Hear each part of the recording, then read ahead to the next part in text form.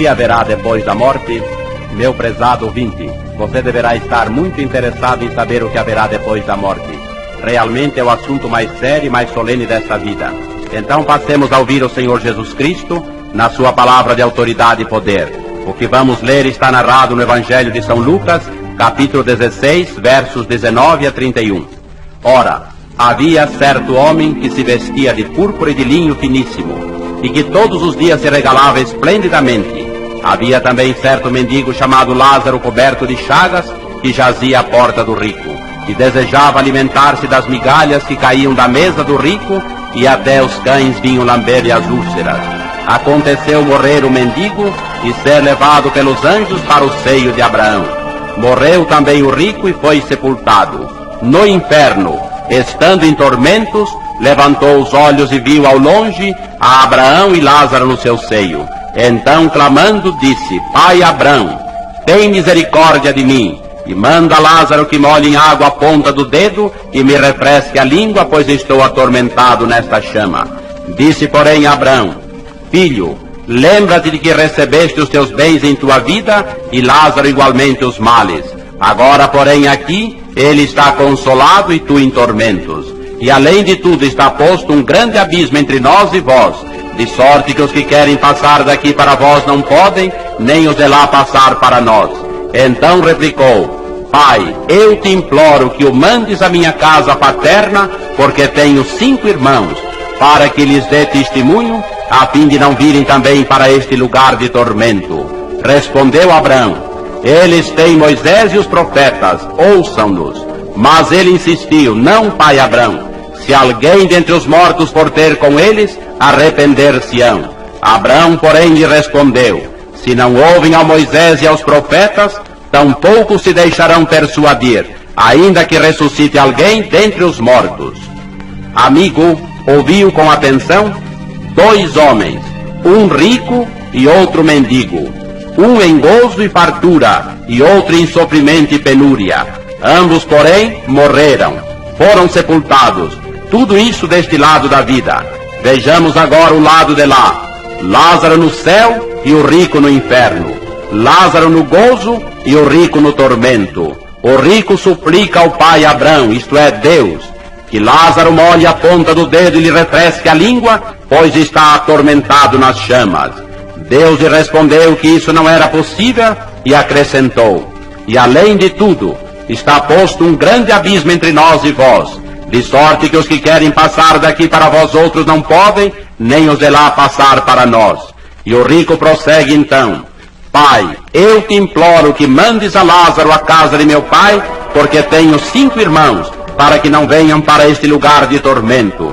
Deus lhe disse que isso era absolutamente impossível, que ouvissem a Moisés e aos profetas, isto é, a Bíblia, ao que o rico volta a insistir no pedido, alegando que seus 5 irmãos virem a Lázaro ressuscitado dentre os mortos, arrepender-se-iam.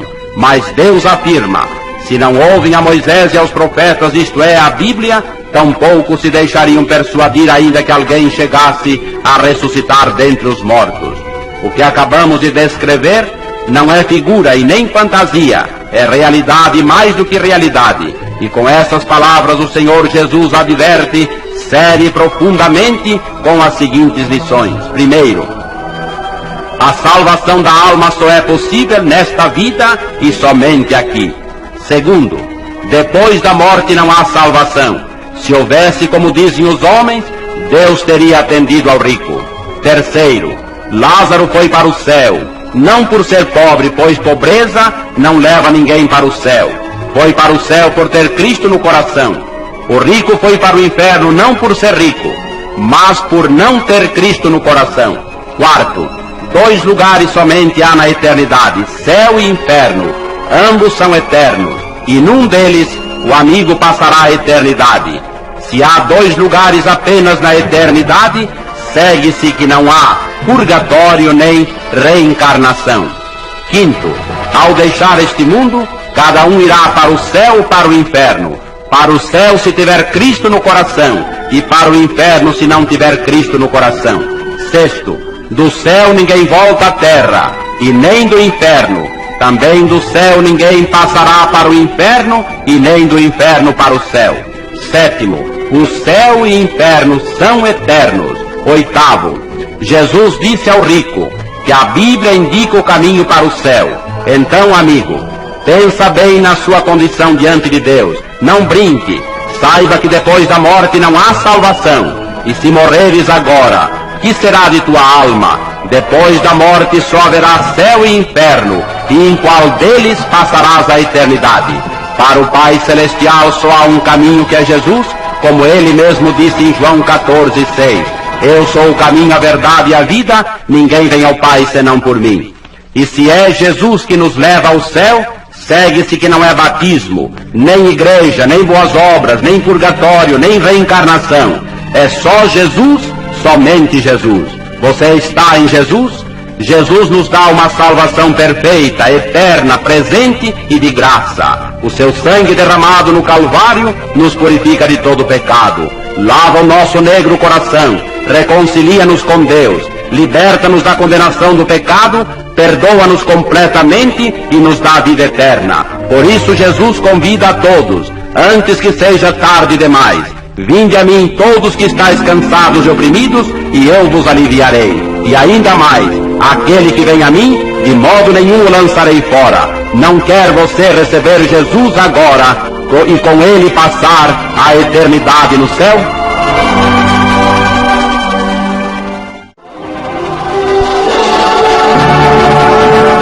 Quem poderá ser salvo? No Evangelho segundo Lucas, capítulo 18, Jesus narrou a imortal parábola conhecida como a do fariseu e publicano, e que passamos a ler. Propôs também esta parábola a alguns que confiavam em si mesmos, por se considerarem justos, e desprezavam os outros. 2 homens subiram ao templo com o propósito de orar, um fariseu e o outro publicano. O fariseu, posto em pé, orava de si para si mesmo desta forma: ó Deus, graças te dou porque não sou como os demais homens, roubadores, injustos e adúlteros, nem ainda como este publicano. Jejuo 2 vezes por semana e dou o dízimo de tudo quanto ganho. O publicano, estando em pé, longe nem ousava levantar os olhos ao céu, mas batia no peito, dizendo: ó Deus, sê propício a mim, pecador. Digo-vos que o publicano desceu justificado para a sua casa, e não aquele fariseu. Jesus apresentou nesta parábola 2 tipos de homem: um fariseu, o mais orgulhoso dos judeus, o mais extremista na guarda da lei, pertencente ao ilustre partido político-religioso dos judeus, o que se considerava mais santo de todos os homens. O outro publicano, o mais desprezado dos homens, escorraçado pela sociedade, tido como mais vil pecador. Ambos eram homens, sujeitos às mesmas fraquezas, ambos eram pecadores. Os 2 estavam perdidos espiritualmente, alimentavam o mesmo e ardente desejo espiritual. Os 2 eram mortais. O fariseu não reconhecia o seu pecado, o publicano sim. O fariseu era arrogante e altivo, o publicano humilde. O fariseu ensimesmava-se no bem que fazia, o publicano envergonhava-se do mal que praticara. O fariseu considerava-se rico espiritualmente, de nada tinha necessidade. O publicano julgava-se o mendigo das riquezas de Deus. O fariseu estribava-se na lei de Moisés, o publicano confiava tão somente na misericórdia divina. O fariseu confiava nas suas realizações julgadas gloriosas, o publicano cora-se diante dos seus atos praticados. O fariseu busca poder em si mesmo, o publicano em Deus tão somente. O fariseu confia a salvação da sua alma nos méritos humanos, o fariseu em Deus. Para tudo há um critério humano de avaliação e um divino. Deus não vê como vê o homem atenta para o que está diante dos olhos, mas o Senhor sonda o coração. O fariseu é a figura do que pode haver no homem, sem por isso estar salvo. Cria, por exemplo, em Deus, buscava a Deus, adorava a Deus nos templos, orava a Deus, agradecia-lhe bênçãos, reverenciava o Senhor, jejuava frequentemente, dava dízimos, guardava a lei, enfim. Não roubava, não adulterava, não era indigno como o publicano que lhe fazia companhia no templo do Senhor. Apesar de tudo isso, estava perdido e assim continuou. O publicano, porém, é o tipo de que pode faltar ao homem e, no entanto, estar salvo. Era, por exemplo, um publicano, um ladrão, portanto pecador. Era injusto, desprezível, adúltero, maldito. Apesar disso, porém, foi salvo, conforme as palavras do Divino Mestre. E por quê? Questão apenas de atitude.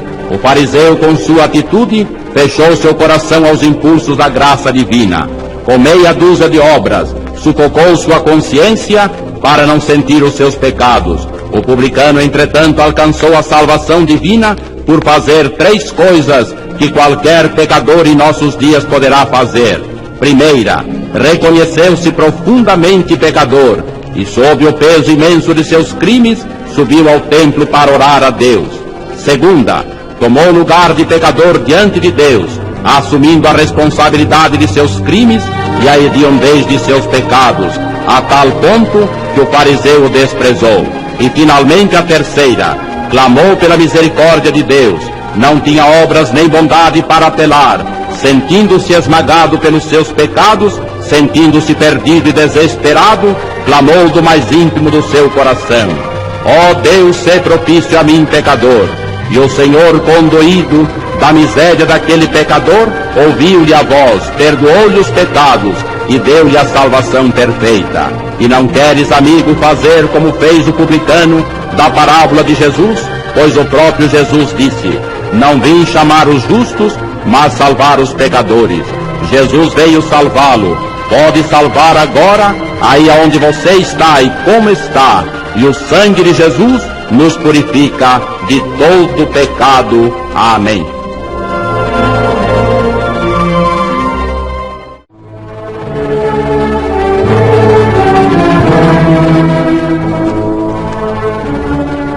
Duas construções.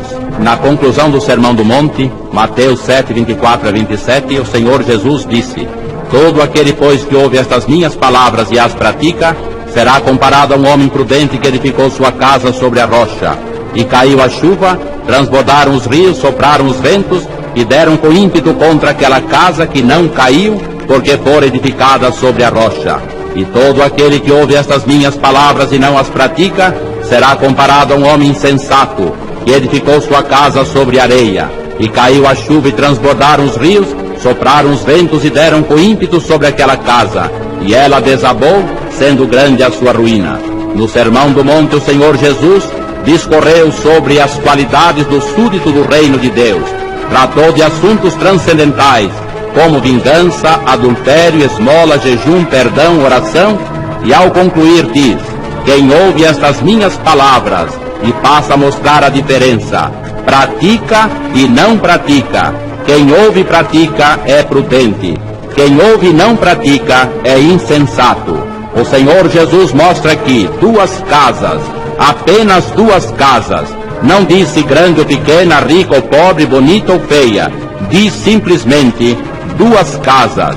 Logo a seguir o Mestre mostra a coisa mais importante dessas casas, os 2 fundamentos. Uma foi edificada sobre a rocha, portanto era firme, e resistiu à chuva destruidora, o transbordar furioso dos rios e o soprar terrível dos ventos. Não caiu porque seus alicerces estavam sobre a rocha. A outra foi edificada sobre areia. Quando desceram as torrentes, transbordaram os rios e sopraram os ventos, ela caiu porque seu alicerce estava na areia. Cada uma dessas casas é uma vida. Pode ser, amigo, a tua vida. O que és no teu íntimo, o que sentes e o que pensas e o que fazes. São os teus atos, os teus feitos, as tuas realizações. E como estás vivendo? Na retidão e pureza ou no pecado e corrupção? Como estás edificando a casa da tua vida? Não te iludas com aparências, pois Deus sonda o nosso íntimo e conhece o nosso coração. O que vai distinguir cada uma dessas casas não é a sua parte externa, mas onde está edificada. Uma estava com seus alicerces na rocha e a outra na areia. Rocha aqui é a prática da palavra de Cristo, portanto o próprio Cristo. Houve um homem chamado Saulo de Tarso. Antes de sua conversão a Jesus, era um sábio, um erudito, um homem grande e importante, profundamente religioso, mas o edifício de sua vida estava sobre bases fictícias. Um dia encontrou-se com Jesus, Seu coração foi transformado, nasceu de novo e começou a edificar a casa de sua vida sobre a rocha dos séculos que é Jesus.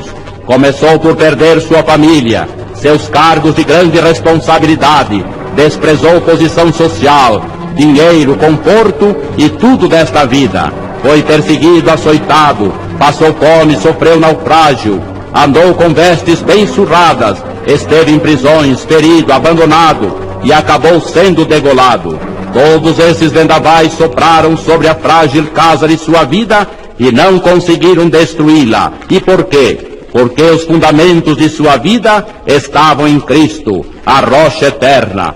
Paulo passou para a eternidade com hino de triunfo em seu coração. Mas há os que edificam a casa de sua vida, lançando os alicerces na areia movediça das aparências, das fantasias. Uns edificam a sua vida na areia do dinheiro.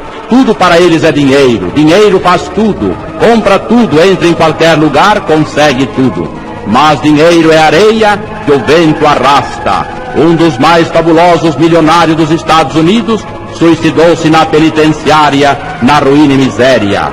Outros edificam suas vidas no poder. E qual foi o fim de Napoleão Bonaparte, de Hitler, e de Mussolini, de Stalin? Outros edificam suas vidas na beleza. Visitei na cidade de São Paulo um asilo de velhos, e lá estava uma velhinha enrugada e com cabelos alvos. Fora uma linda mulher e formosa artista da ópera, mas tudo passou, e agora sentia-se insegura na alma, sem Cristo e sem salvação. Outros edificam sua vida na areia da cultura. Há anos passados, numa cidade brasileira, suicidou-se um dos mais famosos escritores do mundo, Stefan Zweig. Tinha cultura, mas essa não resistiu aos embates da vida. Em que fundamento você está edificando a casa de sua vida? Da rocha que é Cristo ou da areia que são as vaidades da presente vida e as ilusões deste mundo mau? Pensa bem, verifica. Onde estás edificando? Quando caírem as chuvas, transbordarem os rios e soprarem os ventos, a casa de sua vida resistirá? Olha para Cristo e confia nele de todo o coração e resistirá os embates da vida.